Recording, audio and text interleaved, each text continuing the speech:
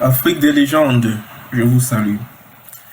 Eh bien, bienvenue à cette courte conférence consacrée à la reconnaissance officielle de la France du massacre de Thiaroye. Pendant très longtemps, la France se référait à ce massacre comme une répression sanglante de l'armée française. Ce n'est qu'aujourd'hui, 28 novembre 2024, que le président français Emmanuel Macron a reconnu officiellement qu'il s'agissait d'un massacre de l'armée française opéré au Sénégal. Eh bien, d'entrée de jeu, il faut se dire que cette reconnaissance officielle intervient 80 années après le dit massacre qui a eu lieu exactement le 1er décembre 1944 à Thiaroye, ville située à peu près 1 heure de route de Dakar. Alors, pour ce qui est de cette brève conférence, nous allons diviser notre propos en 3 points. Dans un premier point, nous allons faire la lecture, n'est-ce pas, de la presse. Nous allons essayer d'analyser le compte rendu qu'a fait la presse concernant la déclaration de reconnaissance d'Emmanuel Macron et aussi la réception de cette déclaration par le président sénégalais Bassirou Diomaye Diakhar Faye. En deuxième partie, nous allons nous poser la question, pourquoi c'est juste 80 années après le dit massacre que la reconnaissance officielle de la France intervient? Parce que cette reconnaissance marque un tournant majeur géopolitique dans les relations franco-africaines. Alors nous allons nous poser la question, n'est-ce pas? Pourquoi cette reconnaissance maintenant? Le Sénégal a connu plusieurs présidents depuis Senghor. Il y a eu Senghor, il y a eu Abdou Diouf, il y a eu Abdoulaye Wade, il y a eu Macky Sall. Et maintenant, il y a Bassirou Diakhar Faye. Pourquoi cette reconnaissance intervient juste maintenant? Et en troisième et dernière partie, nous allons rappeler d'autres massacres, d'autres points d'ombre qui restent à être élucidés, d'autres histoires noires de la France dont les archives restent toujours à être déclassifiées. Eh bien, sans plus tarder, si vous êtes d'accord avec ce plan, nous vous exhortons d'ores et déjà de partager massivement la vidéo et rester scotché jusqu'à la fin. Parfait. Eh bien, dans cette première partie, nous allons lire rapidement le communiqué compte rendu de la presse. Nous avons trouvé cette brève communication sur le site de TV5 Monde. Le président sénégalais Bassirou Diakhar Faye a annoncé jeudi dans un entretien avec l'AFP, agence française de presse, que son homologue français Emmanuel Macron avait reconnu dans une lettre que les forces coloniales françaises avaient commis un massacre à Thiaroye, près de Dakar, le 1er décembre 1944. Je cite, « J'ai reçu aujourd'hui, jeudi, du président Emmanuel Macron, une lettre dans laquelle il reconnaît que c'était un massacre de façon très claire, sans ambiguïté sur cette haine, a dit M. Faye au palais présidentiel. M. Faye a salué un grand pas fait par le dirigeant français qui, selon lui, s'excuse dans cette lettre de ne pouvoir participer pour des contraintes d'agenda aux commémorations du 80e anniversaire prévu dimanche à Thiaroye. Je cite, « La France se doit de reconnaître que ce jour-là, la confrontation de militaires et de tirailleurs qui exigeaient que soit versée l'entièreté de leurs soldes légitimes a déclenché un enchaînement de faits ayant abouti à un massacre », dit le contenu de la lettre de Macron consultée par l'AFP. Monsieur Faye a envisagé la possibilité d'une future demande d'excuses de la part de la France. Je cite, « Reconnaître qu'on a perpétré un massacre, évidemment, doit avoir comme incidence de s'amender. Sans être dans la surenchère, nous pensons que c'est de façon naturelle. C'est ce qu'il doit suivre, a-t-il estimé. Plus de 1600 tirailleurs d'anciens prisonniers de guerre des Allemands qui avaient participé au combat en 1940 avaient été rassemblés à Tiaroy fin 1944. Le 1er décembre, 2 semaines après leur arrivée dans le camp, et alors qu'ils réclamaient le paiement de leurs aérés de soldes et diverses primes, les indemnités de combat, les forces coloniales leur ont tiré dessus. Les autorités françaises de l'époque avaient admis la mort de moins 35 personnes. Plusieurs historiens avancent un nombre de victimes bien plus élevé, jusqu'à plusieurs centaines. Fin de lecture du communiqué. Eh bien, passons à l'analyse. Eh bien, d'entrée de jeu, nous voulons ici réfuter le terme de tirailleurs sénégalais. C'était des soldats sénégalais, ou alors c'était des soldats de l'Afrique occidentale française. Parce que nous sommes là en 1944, en pleine période coloniale. Ça veut dire avant les indépendances. Avant les indépendances, la France détenait principalement 2 grands pôles en Afrique qui étaient l'Afrique équatoriale française et l'Afrique occidentale française, qui avait pour capitale effectivement Dakar. Ceci dit, ce qu'on réfère comme des tirailleurs sénégalais, il y avait des Guinéens, il y avait des Maliens, il y avait des Ivoiriens et tout. C'était tout un mélange qu'on a préféré appeler tirailleurs sénégalais parce que le massacre avait eu lieu à Tiaroy. Donc, d'entrée de jeu, nous ne voulons pas adopter ce terme. Il faudrait que les Africains s'approprient de leur histoire et puissent raconter leur histoire de leur point de vue. Il y a eu plusieurs autres combattants et soldats qui ont prêté main forte à la France. Pourquoi ce terme de tirailleurs n'est appliqué qu'aux Africains? Tirailleurs, ce sont des lutteurs, ce sont des boxeurs, ce sont des... vous voyez, c'est un nom très péjoratif, tout du moins. Donc, d'entrée de jeu, ce thème a été aussi repris par le président Jaka Faye, ce qui ne fait pas du sens. Alors, continuons l'analyse. Le président français a reconnu sans ambiguïté. Nous estimons que ceci est vague. 80 ans après, je vous rappelle que la justice sénégalaise avait déjà tranché plusieurs fois que c'était un massacre. Donc, il n'y a pas une avancée majeure dans cette reconnaissance d'Emmanuel Macron. Là, maintenant, on fait comment? Le président français doit nous parler des réparations, doit nous parler des indemnisations. Il faut indemniser le Sénégal. C'est aussi simple que ça, n'est-ce pas? Fini la période où on reconnaît et puis quoi? N'est-ce pas? Dernièrement, il y a une statuette, un objet d'art béninois qui avait été rendu par la France. Et la vie a continué. Nous estimons que les présidents africains doivent réclamer des contreparties. Il y a eu un dommage infligé à la partie africaine qui a été reconnu.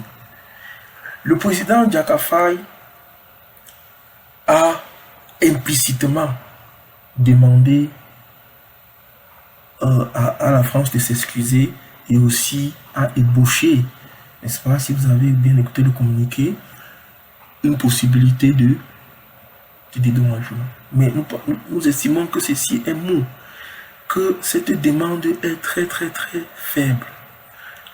Cette affaire doit idéalement être prise par le Parlement, par la justice sénégalaise et doit tabler au besoin des demandes, doit tabler sur le dédommage et les indemnisations.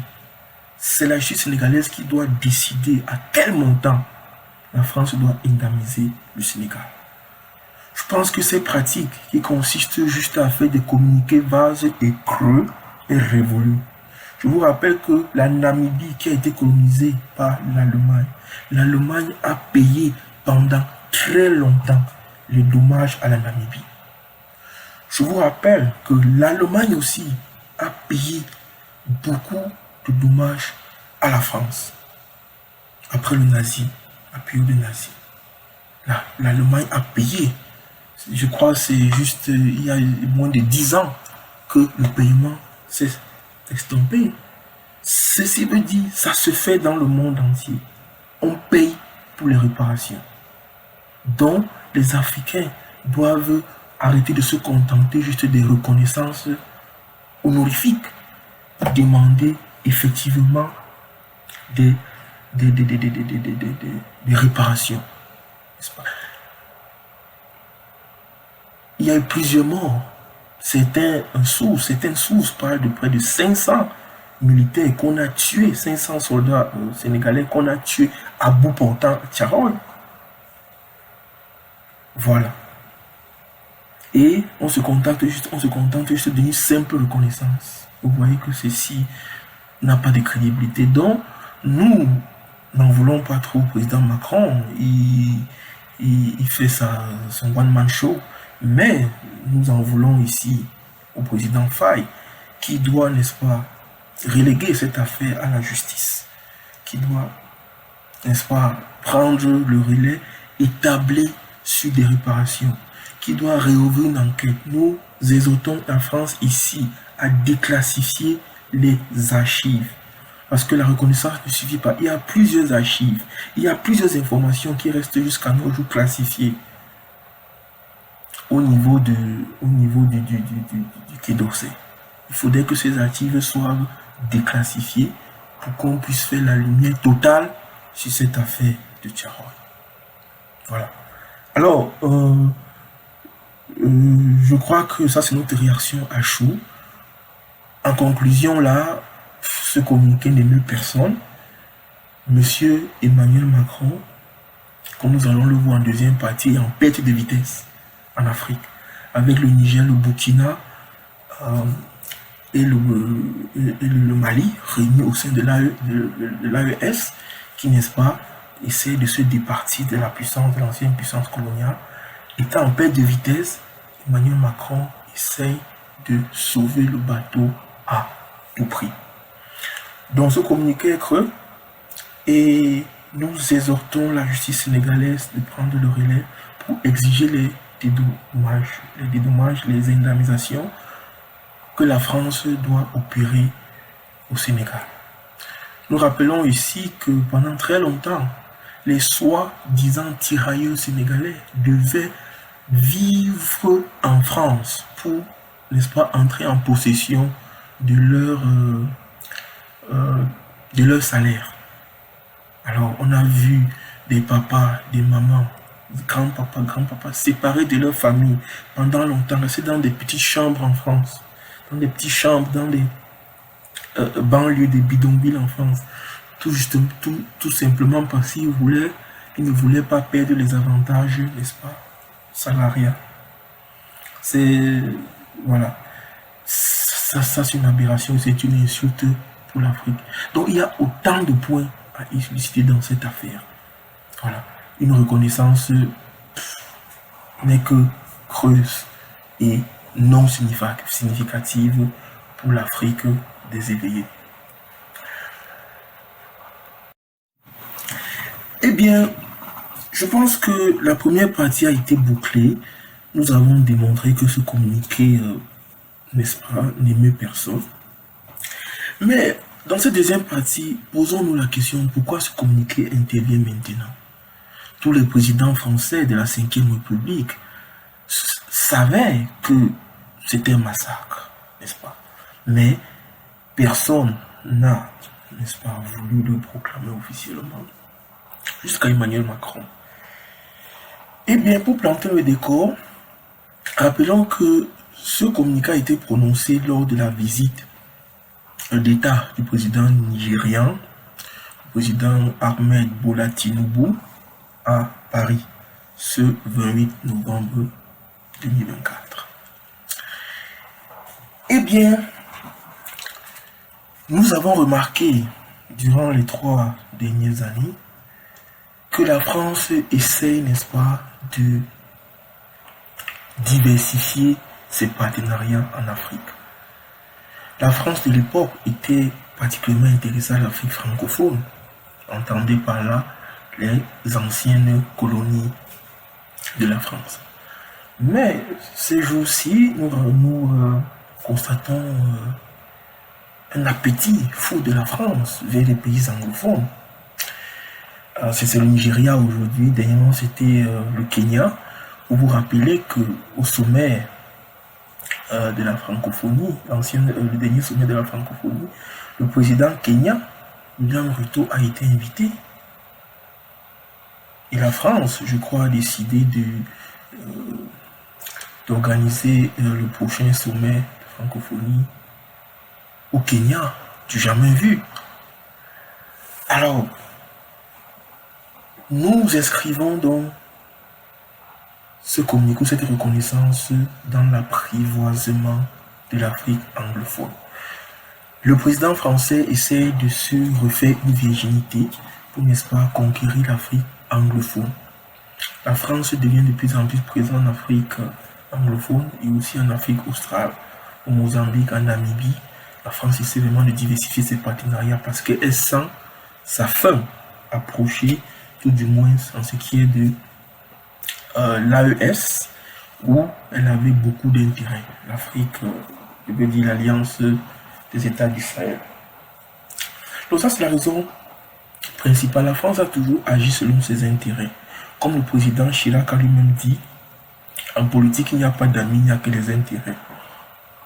Et c'est dans cette droite ligne que la France, n'est-ce pas, par la voix de Macron, a pondu ce communiqué, n'est-ce pas, pour, n'est-ce pas, apprivoiser l'Afrique anglophone. Il y a le président ghanéen, il y a pas seulement l'Afrique anglophone, aussi même l'Afrique lusophone. Le président Macron est très ami avec le président bissau-guinéen, le général, comment il s'appelle encore là, président de la Guinée-Bissau, Umaru, président de la Guinée-Bissau, Umaru Sissoko Embalo. C'est ça. Voilà, donc c'est ça, nous pouvons développer davantage, mais la raison principale, c'est le désintérêt, n'est-ce pas? La France ne voudrait pas se retrouver sans l'Afrique. Plusieurs experts français, même africains, ont affirmé que le futur de la France se fera en Afrique. La France ne peut pas faire sans l'Afrique. Donc si elle a été chassée, dégagée du Sahel, il faut bien évidemment qu'elle trouve un autre point de vue. N'est-ce pas? Déjà que les soldats qui ont été retirés de l'AES ont été redéployés, n'est-ce pas, aux alentours, en Côte d'Ivoire, au Tchad, au Gabon, ainsi de suite. Donc, nous constatons que la France fait couper toutes les manœuvres pour ne pas quitter l'Afrique. Se quitter l'Afrique, n'est-ce pas, c'est bien évidemment perdre une grosse partie de son portefeuille. Voilà. Donc, c'est ça.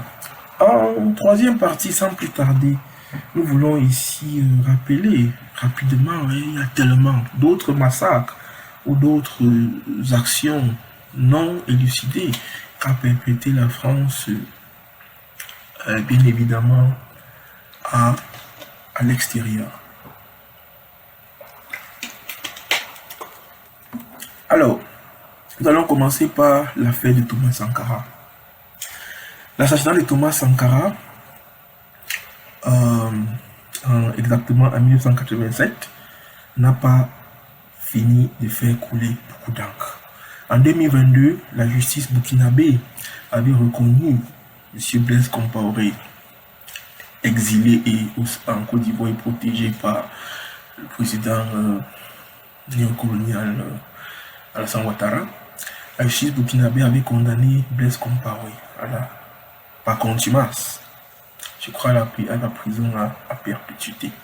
Mais bien évidemment, il est protégé en Côte d'Ivoire.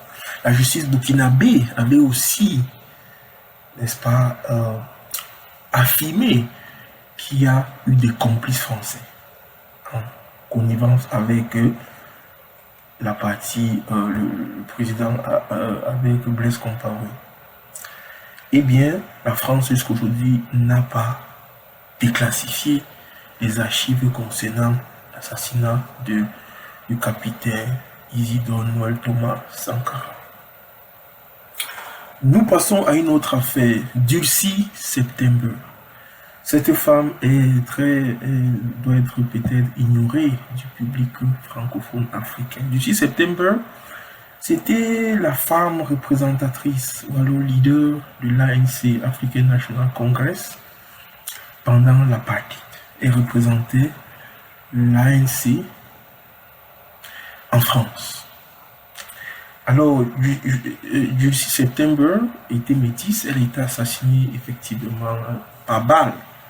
On a shooté 4 balles, dont 2 dans la tête. Elle est assassinée exactement en 1988 à Paris, à l'entrée, n'est-ce pas, du bureau de l'ANC. Jusqu'à aujourd'hui, près de 30 ans après, la mort de Dursi September n'a pas été élucidée et la France a toujours refusé de déclassifier et d'ouvrir les archives sur ce propos. Nous allons faire une émission prochainement consacrée à Dursi September, qui fut bien évidemment une grande panafricaniste au même pied d'égalité que les Winnie Mandela, les Albertina Sisulu, les Miriam Makeba, les Josina Mutemba, présidente, première femme du président mozambicain Samora Machel. La liste est longue. Nous voulons encore citer le génocide Bamileke. Alors, il faut se rappeler qu'entre 1958 jusqu'à l'assassinat d'Ernest Mwandié, dernier maquisa au Cameroun, la France a exécuté près de 400 000 personnes. Voilà. La France a bombardé des villages entiers dans la région de l'Ouest Cameroun avec du napalm. Bombardement aérien par avion, bombardé des villages entiers. Le président Hollande, en visite au Cameroun en 2015, avait, n'est-ce pas, promis de faire la lumière sur ces massacres, ce qui est bien évidemment resté lettre morte à la poste. Le président actuel Macron, en visite au Cameroun en juillet 2022, avait encore proposé de faire la lumière et de déclassifier les archives. Le même problème des archives. Jusqu'à aujourd'hui, rien n'a bougé. Il se peut que la France procède bien évidemment après par une reconnaissance creuse. Il est temps d'exiger les réparations. Fini la période où on pouvait juste reconnaître sans réparer. Il faut dédommager et indemniser l'Afrique. Trop, c'est trop. Fermons la page du génocide de Bamileke. Nous allons bien évidemment y revenir dans les prochaines émissions. Nous voulons citer Félix Moumié. Félix Moumié, assassiné à Genève en 1960 par l'agent espion français William Bechtel, empoisonné au talion. Eh bien, William Bechtel est mort dans une paix imperturbable, sans être inquiété. Il est mort de sa propre mort. Jusqu'à aujourd'hui, l'affaire a été bâclée.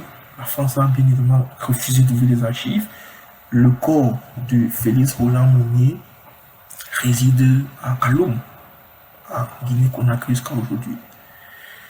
Sa femme, Marthe Ekomeyon, avait déclaré avant de mourir, elle avait visité la tombe, elle avait déclaré que les Français étaient revenus brûler les os, partir avec le corps, et aujourd'hui la tombe est vide. Eh bien, autant d'histoires qui incriminent la France, autant d'histoires à déclassifier, autant d'archives à déclassifier, autant de massacres à apporter la clarté.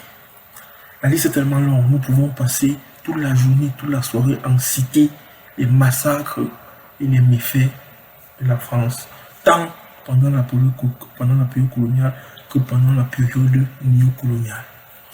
Mais nous voulons ne pas citer en dernier lieu, la liste n'est pas exhaustive bien évidemment, nous voulons citer en dernier lieu le génocide rwandais perpétré en 1994, où beaucoup de sources parlent de plus de 800 000 morts, n'est-ce pas, qui opposaient bien évidemment les Hutus et les Tutsis. Tout les archives et les livres d'histoire montrent qu'il y avait une main française dans le génocide rwandais. Et la France a vite fait de s'allier d'amitié avec le président Kagame. Lui, bien évidemment étant au service des Occidentaux, n'a jamais demandé une déclassification totale des archives sur la fête du génocide rwandais. Ce sont des écrivains français eux-mêmes qui incriminent la France sur ce sujet. La France qui a joué un rôle majeur dans ce génocide. Donc, nous voulons boucler très rapidement cette troisième partie en déplorant, n'est-ce pas, cette attitude double de la France, n'est-ce pas? Cette attitude s'épand à deux têtes, n'est-ce pas, qui consiste à reconnaître à demi-mot sans toutefois aller au bout de la reconnaissance. En ce qui est du massacre de Tcharol, en guise de conclusion, nous estimons bien évidemment que la déclaration est creuse et que la France doit déclassifier et au besoin, n'est-ce pas, le Sénégal doit, n'est-ce pas, constituer une équipe de chercheurs qui doit reconstituer la vraie histoire de Tcharol, n'est-ce pas, au camp de Tcharol où plus de 500 soldats ont été exécutés à bout portant par l'armée coloniale française parce qu'ils réclamaient tout simplement leur paye, n'est-ce pas, leur paye pour avoir participé aux côtés de la France à la Deuxième Guerre mondiale. Voilà. Eh bien, mesdames, mesdemoiselles et messieurs, nous sommes arrivés au terme de cette brève conférence. Nous vous exhortons d'ores et déjà partager massivement la vidéo pour que l'histoire de l'Afrique, l'histoire vraie, soit racontée. Vous connaîtrez la vérité et la vérité vous rendra libre. Maïbouye et Africa, la Boussanino Zanchan Kaisani. Je vous remercie.